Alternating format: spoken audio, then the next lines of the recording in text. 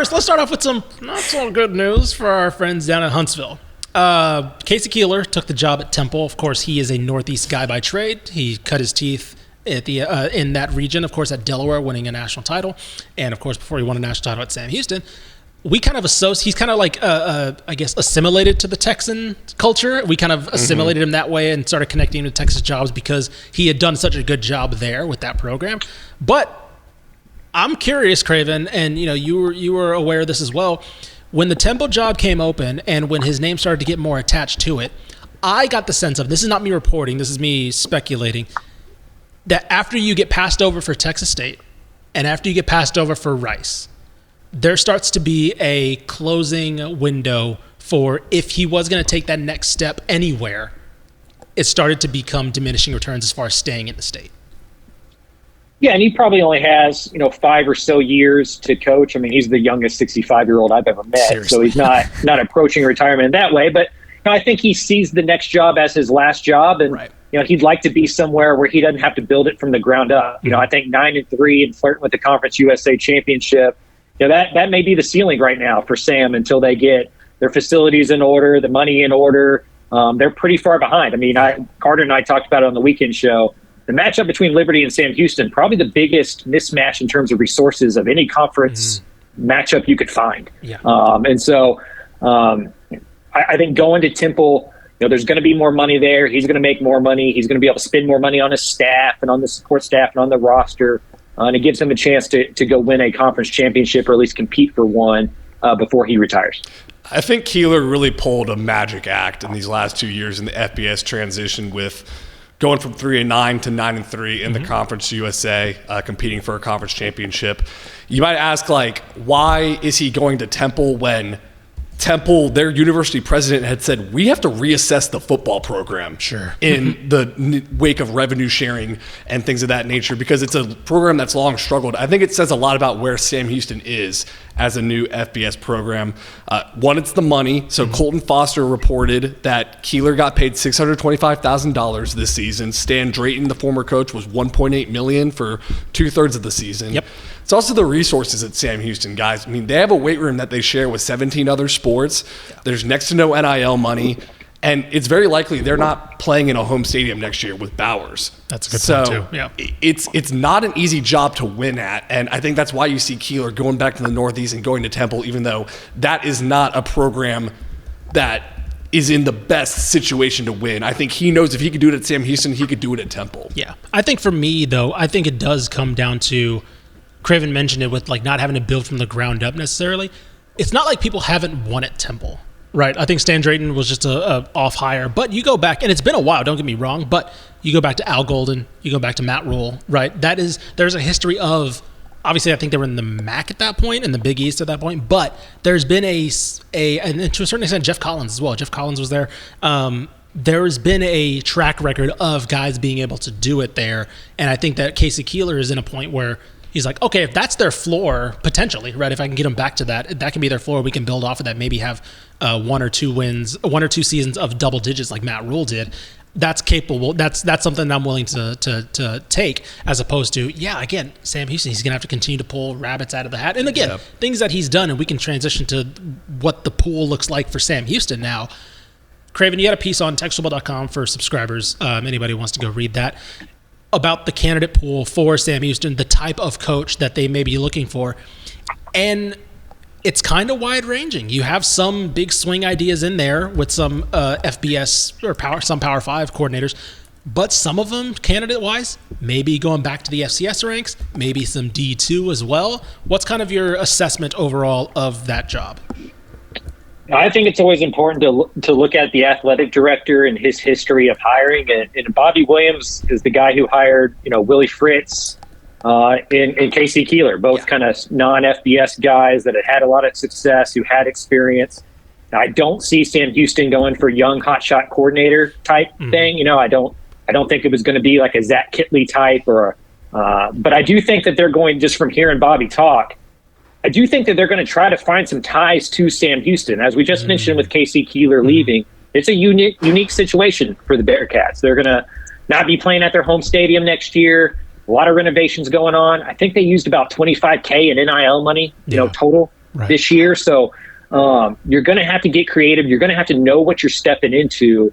And I think that leans towards, maybe folks who have coached at the non-FBS level that are used to doing more with less. And then also maybe some off-the-wall names or names that maybe wouldn't come straight to your mouth, but they were at Sam Houston. Like I think Josh McCown is a name to watch. He's the quarterback coach of Minnesota. He played at Sam Houston.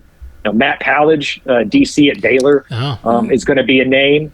And then I think, there's going to be, your usual suspects at the FCS level. Chris McCullough deserves a job. Keith Patterson's going to get a call. Those kind of guys. Clint Killow. Yeah. And so I think what's nice for Sam Houston is they have a solid pool. Like I think that they're going to have a good 4 or 5 names to choose from. They're just going to have to sit down with those guys and figure out who understands the issues and how to work with them. Because that was Casey Keeler's superpower. Yeah.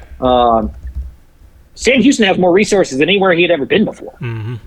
Right? And so I think it's like the Scott Abel thing at Rice. You hire a guy who walks into the room and goes like, holy cow, this is nice. Yeah, right. We can do this. And so I think that's why I kind of tend to lead towards FCS names or folks who have had stops at Sam. Ryan Carty, if they can pull him away from Delaware. So guys like that. Yeah. Hey, Craven, is this the one rare occasion where the ex-girlfriend to new girlfriend theory doesn't work? Like you kind of want to get a similar guy to what Casey Keeler, Willie Fritz were. Yeah. Yeah, because this wasn't a breakup. Yeah. One just moved away. Right. The love of your life. Like, I need someone like her. Trying to find a new one. Yeah. It was like, we were in situations. I have a great job. She's getting a great job. She's moving across the country. I can't follow her. I was like, I want someone like that. That was great. I think Matt Pallage is a super interesting name, the Baylor defensive coordinator, because he's not that old, grizzled coaching veteran. But, Craven, you talk about someone with Sam Houston ties. He's from Huntsville High School. He played at Sam Houston, and I'm pretty sure he was also played under Casey Keeler as a coach at one point. Another interesting name with some Sam Houston times. Tim Doust, the defensive line coach at Pitt. He was with Sam Houston as the defensive line coach from 2019 to 2020. And while he was there, he helped lead the FCS in run defense, tackles for loss, and third down defense. So a guy that knows the program, coached under Keeler, part of a Keeler coaching tree maybe, and that old grizzled veteran like that. Yeah, that's not a bad one.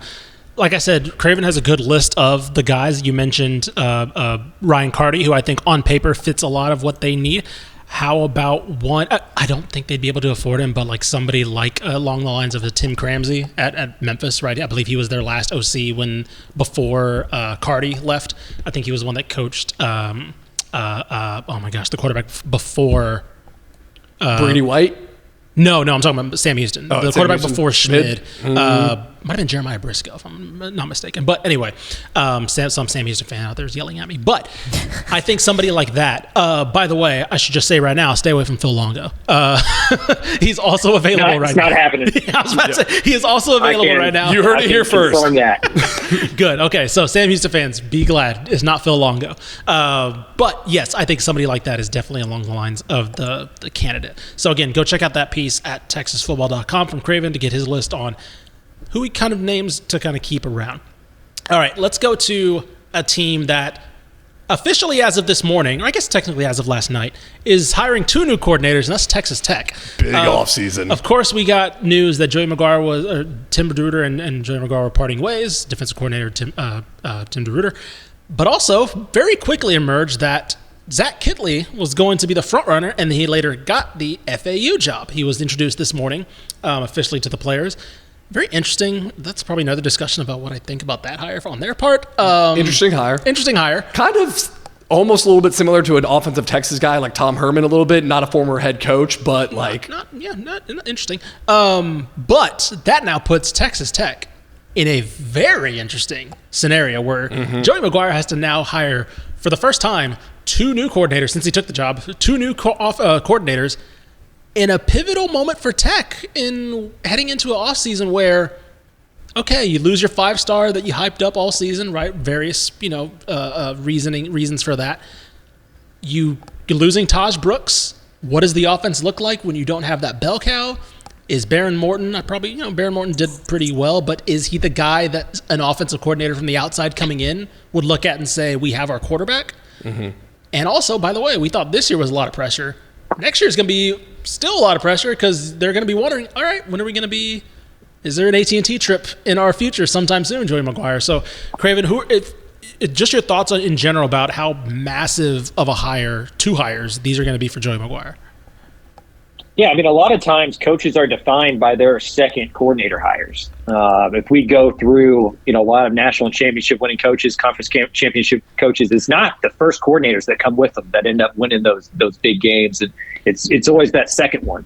And so, it's an important time for Joey McGuire at Tech. It feels like they have commitment from the donors to go put a roster together. Mm-hmm. And so I don't think that they're going to have a hard time finding some choices. I think that they're going to be in on some names that maybe 5-10 years ago wouldn't have been in on Tech just because Cody Campbell and those guys can pay, and they're dedicated to bringing a lot of talent to Lubbock. So big hire for Joey McGuire. I'd imagine it happens sooner rather than later. Mm-hmm. And we'll just see how this goes. Tomorrow is National Signing Day. Right. After that is when a lot of coordinators start moving around, and so I would think by the end of this week we know a lot more about who it's going to be. So Tim DeRuyter at defensive coordinator was fired, and Zach Kittley took a different job. The defense has not been good, honestly, in any of the 3 years DeRuyter's been there. It showed some improvement last year, but 2 of the first 3 years, they're in the hundreds nationally in passing defense, and they bottomed out to second to last in the FBS this year. Is this a personnel issue where I think Texas Tech has got to go transfer portal platoon change a bunch of defensive backs, similar to what they did to the wide receivers last year? Craven, what do you think about like a new defensive coordinator coming into Texas Tech? What do they have to work with here in Lubbock? Yeah, I think I would agree with you. We saw what Tech did with wide receivers, as you mentioned last year, where they were some solid players there, and they just kind of shoot them out and brought in some. Josh Kelly, Caleb Douglas, and those were instant impact guys. Offensive line, they sheared up a little bit through the transfer portal, and I think this offseason it's going to be the defense, pass rush. Some of Texas Tech's issues in the secondary was quarterbacks had forever. I mean, they were one of the worst pressure teams in the country. I think Joey's going to go find somebody who can be aggressive, who can go make plays.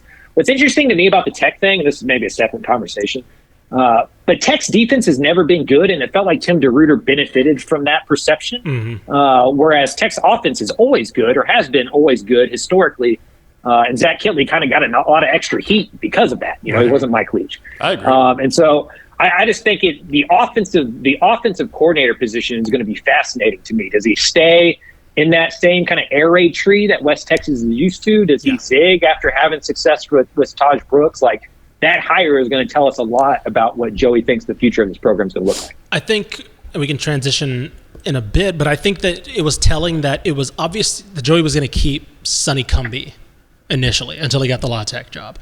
Because, are they technically air raid? Yes, but there are variations. He went kind of seemingly all air raid with Zach Kittley, and obviously Kittley later adjusted and implemented Taj Brooks a lot more. But he seemingly went from like air raid modern with Cumbie to air raid pure a little bit more with Kittley. And I think for me at least, I kind of had, obviously La Tech announced that they're keeping Sonny Cumbie. I kind of had that as like the potential like fallback, where it's like if they part ways or if Kittley goes, there's the easy bring him back home again, and there's your guy. And so I don't know. Like I feel like Joey wants to run a more balanced what we've seen the past couple years.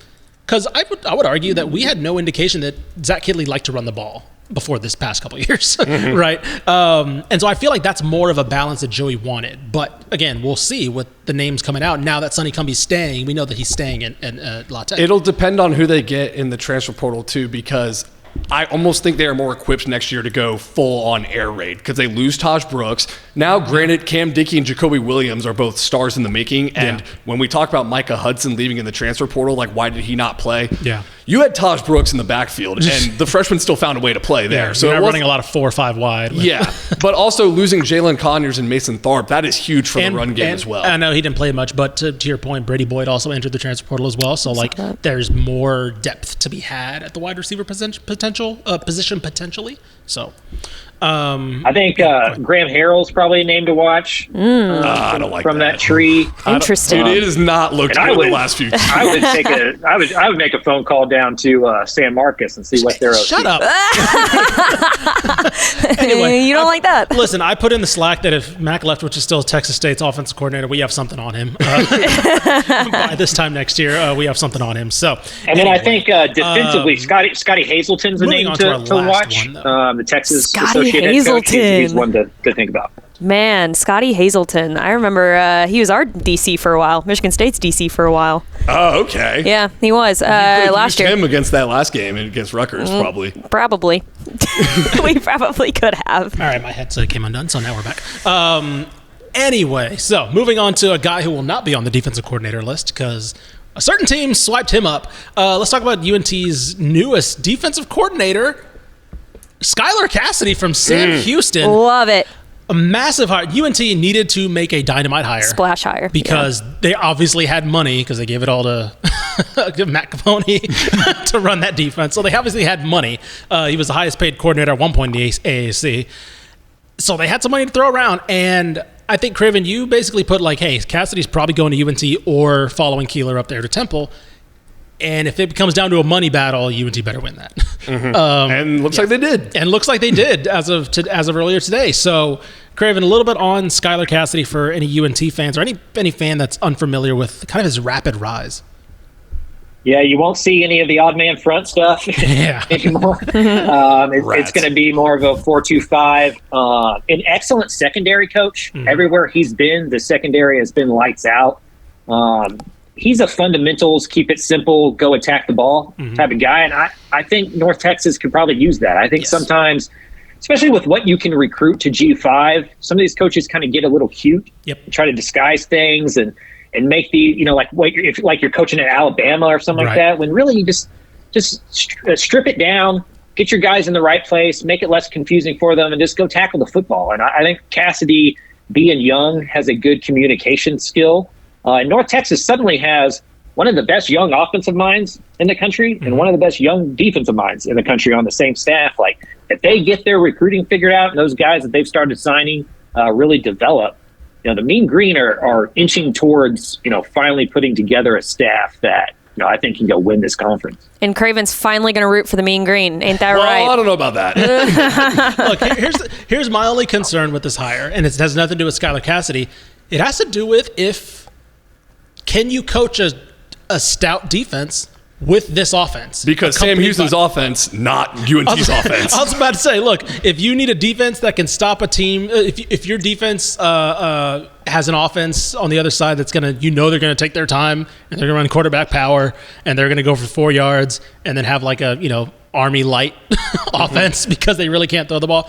Great. Good job. You're going to catch your breath. You're going to get ready to go. The other team maybe is going to start pressing a little bit because the time's going to be crunched on them a little bit. As we've seen with Texas State, who I think has had decent coordinators, they're going to let up some big plays because naturally that offense, either it's a quick 3 and out or it's a 7-yard drive touchdown back on the field. I'm not saying he can't do it. What I am saying is I'm curious if this is just Texas State's basically abandoned all semblance of like having a good defense in terms of like numbers. They're just taking the ball away, right? It's like, screw it. We're not going to stop you for a 3 and out. Usually you're going to just make sure you don't score. UNT, I think, tried to go with the whole, I hate coaching against defense, so maybe if we can get something going. I don't know. What I'm saying is if Skylar Cassidy can coach a top 50 defense, send him to the moon because he should be doing things greater than football. Well, and it also is interesting to note, and Craven, you can correct me if I'm wrong here, but Skylar Cassidy likes to send a lot of blitzers too, and puts a big emphasis on attacking the quarterback. So rotating pass rushers, they got to play fewer snaps, and if you're out there all the time, that could be difficult for this defense. Is that kind of correct, Craven?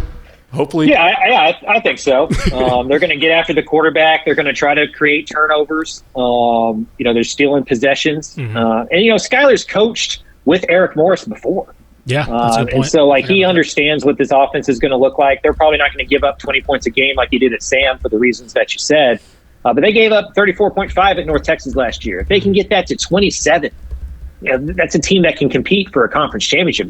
They've been within a touchdown of all these top teams, Tulane, Army, UTSA, over the last couple of years of Morris's tenure. They've been right there with those teams. They just can't stop them. Right. If they can just come up with 2 or 3 extra stops, all of a sudden North Texas is an 8-9 win football team. And we've seen in the American, you can climb up it quickly. And you mentioned, can Skylar Cassidy do it, like getting the recruiting figured out in North Texas? Well, he's got Caleb Weaver, a former walk-on, playing like Conference USA Defensive Player of the Year. So, and he's a damn good football player, but like that just shows you the development Skylar Cassidy can have. I'll say this. I believe UNT was one of the top teams in the country in terms of underclassmen played this year. So it does show both offense and defense. So like I think it does show that there is something there, right? The fact that they were able to get to bowl eligibility and take a little bit of a step forward from last year, or even just match last year when they had a lot more upperclassmen and developed talent, I think it shows that there is something to work with and build off of on both sides of the ball. Does he get to coach during bowl prep?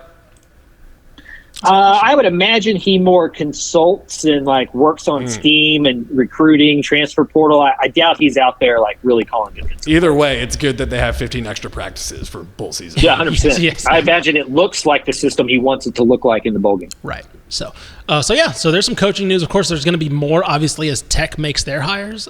Sam Houston makes their hire, and then every other hire outside of that will be locked in. TechStable.com. Make sure to follow Craven and Carter and Corey as well, because it is big. There was some movement in the non-FBS ranks with Sol Ross as well. So we'll be all on top of that.